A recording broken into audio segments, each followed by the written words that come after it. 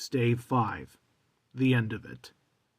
Yes, and the bedpost was his own. The bed was his own. The room was his own. Best and happiest of all, the time before him was his own to make amends in. "I shall live in the past, the present, and the future," Scrooge repeated as he scrambled out of bed. "The spirits of all three shall strive within me. Oh, Jacob Marley, heaven and the Christmas time be praised for this. I say it on my knees, old Jacob, on my knees." He was so fluttered and so glowing with his good intentions that his broken voice would scarcely answer to his call. He had been sobbing violently in his conflict with the spirit, and his face was wet with tears. "They are not torn down!" cried Scrooge, folding one of his bed curtains in his arms. "They're not torn down, rings and all. They're here. I'm here. The shadows of the things that would have been may be dispelled. They will be. I know they will." His hands were busy with his garments all this time, turning them inside out, putting them on upside down, tearing them, mislaying them, making them parties to every kind of extravagance. "I don't know what to do," cried Scrooge, laughing and crying in the same breath, and making a perfect Laocoon of himself with his stockings. "I'm as light as a feather. I'm as happy as an angel. I'm as merry as a schoolboy. I'm as giddy as a drunken man. A Merry Christmas to everybody. A Happy New Year to the world. Halloo here! Whop halloo!" He had frisked into the sitting room and was now standing there, perfectly winded. "There's the saucepan the gruel was in," cried Scrooge, starting off again and going round the fireplace. "There's the door by which the ghost of Jacob Marley entered. There's the corner where the ghost of Christmas presents sat. There's the window where I saw the wandering spirits. It's all right. It's all true. It all happened. Ha ha ha ha!" Really, for a man who had been out of practice for so many years, it was a splendid laugh, a most illustrious laugh, the father of a long, long line of brilliant laughs. "I don't know what day of the month it is," said Scrooge. "I don't know how long I've been among the spirits. I don't know anything. I'm quite a baby. Never mind, I don't care. I'd rather be a baby. Halloo! Whop halloo here!" He was checked in his transports by the churches ringing out the lustiest peals he had ever heard. Clash, clang, hammer, ding, dong, bell, dong, ding, hammer, clang, clash. Oh, glorious, glorious! Running to the window, he opened it and put out his head. No fog, no mist, clear, bright, jovial, stirring cold, cold piping for the blood to dance to. Golden sunlight, heavenly sky, sweet fresh air, merry bells, oh, glorious, glorious! "What's today?" said Scrooge, calling downward to a boy in Sunday clothes, who perhaps had loitered in the look about him. "Eh?" returned the boy with all his might of wonder. "What's today, my fine fellow?" said Scrooge. "Today?" replied the boy. "Why, Christmas Day." "It's Christmas Day!" said Scrooge to himself. "I haven't missed it. The spirits have done it all in one night. They can do anything they like. Of course they can. Of course they can. Halloo, my fine fellow!" "Halloo," returned the boy. "Do you know the Poulterers in the next street but one's at the corner?" Scrooge inquired. "I should hope I did," replied the lad.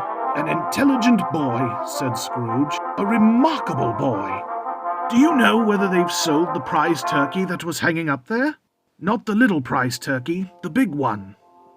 "What, the one as big as me?" returned the lad. "What a delightful boy," said Scrooge. "It's a pleasure to talk to him. Yes, my buck." "It's hanging there now," replied the boy.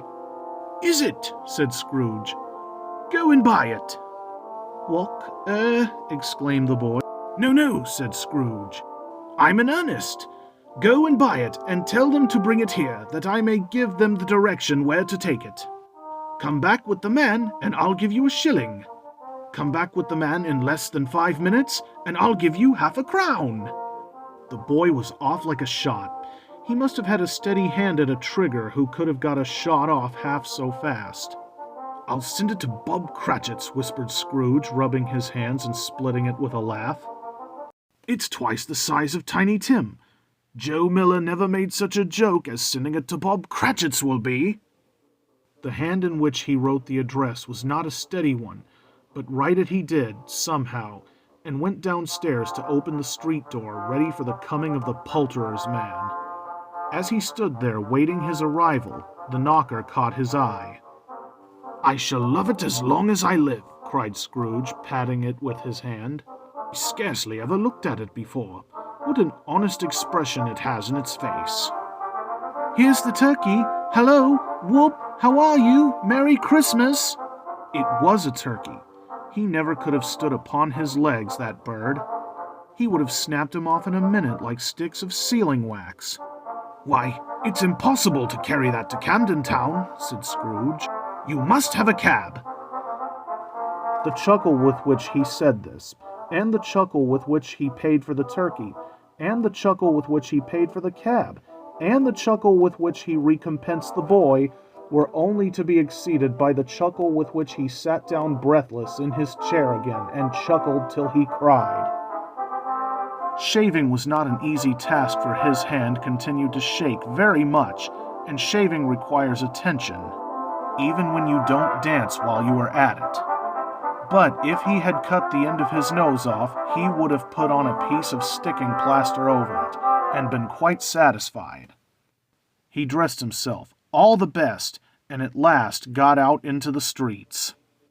The people were by this time pouring forth, as he had seen them with the ghost of Christmas present, and walking with his hands behind him, Scrooge regarded every one of them with a delighted smile. He looked so irresistibly pleasant, in a word, that 3 or 4 good-humored fellows said, "Good morning, sir! A Merry Christmas to you!" And Scrooge said often afterwards that of all the blithe sounds he had ever heard, those were the blithest in his ears.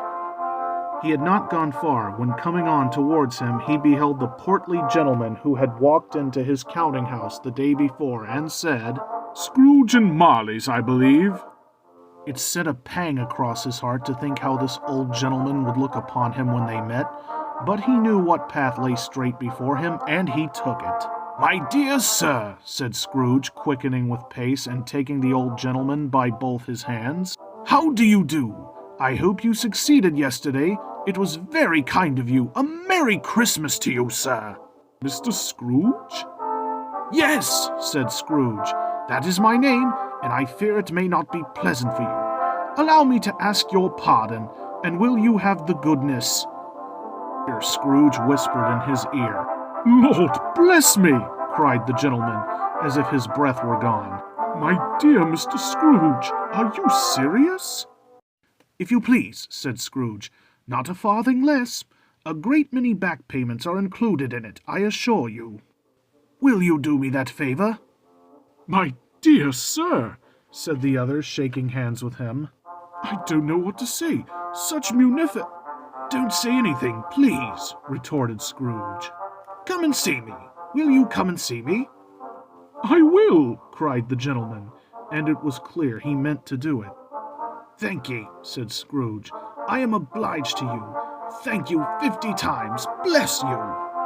He went to church and walked about the streets, and watched the people hurrying to and fro, and patted children on the head, and questioned beggars, and looked down into the kitchen houses and up the windows, and found that everything could yield him pleasure.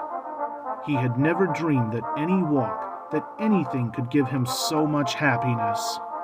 In the afternoon, he turned his steps towards his nephew's house. He passed the door a dozen times before he had the courage to go up and knock, but he made a dash and did it. "Is your master home, my dear?" said Scrooge to the girl. "Nice girl, very." "Yes, sir." "Where is he, my love?" said Scrooge. "He's in the dining room, sir, along with the missus. I'll show you upstairs, if you please." "Thank ye, he knows me," said Scrooge, with his hand already on the dining room lock. "I'll go in here, my dear." He turned it gently and sidled his face in round the door.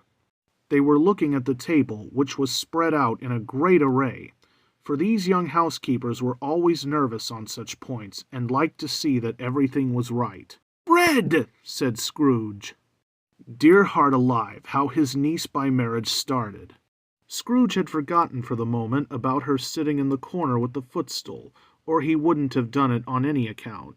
"Why, bless my soul!" cried Fred. "Who's that?" "It is I, your Uncle Scrooge. I've come to dinner. Will you let me in, Fred?"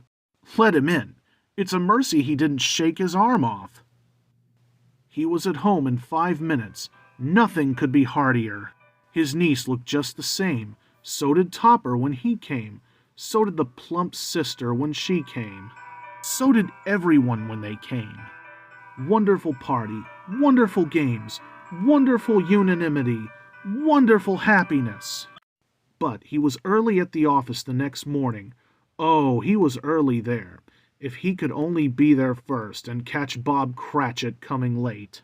That was the thing he had set his heart upon. And he did it. Yes, he did.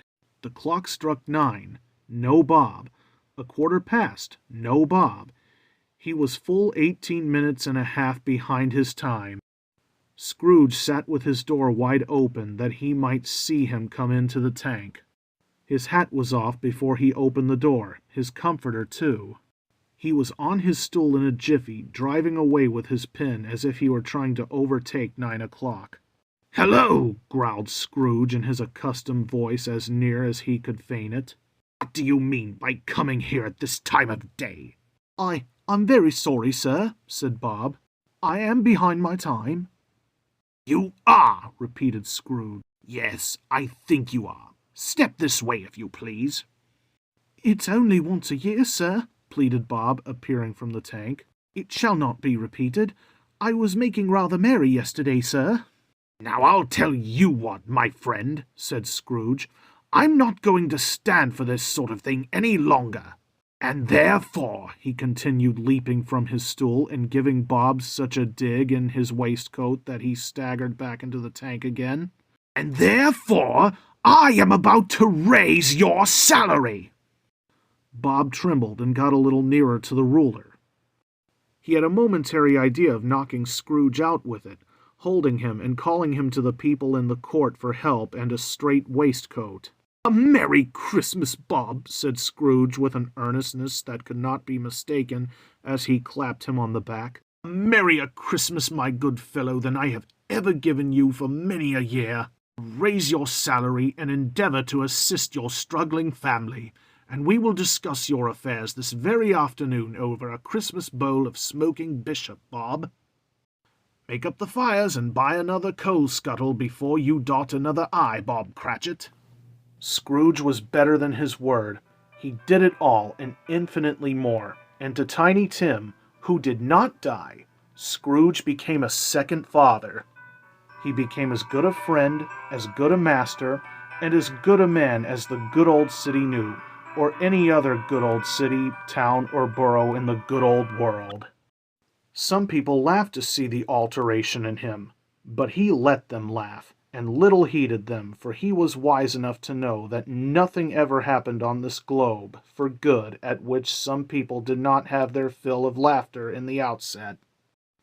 And knowing that such as these would be blind anyway, he thought it quite well that they should wrinkle up their eyes and grins, as have the Melodian less attractive forms.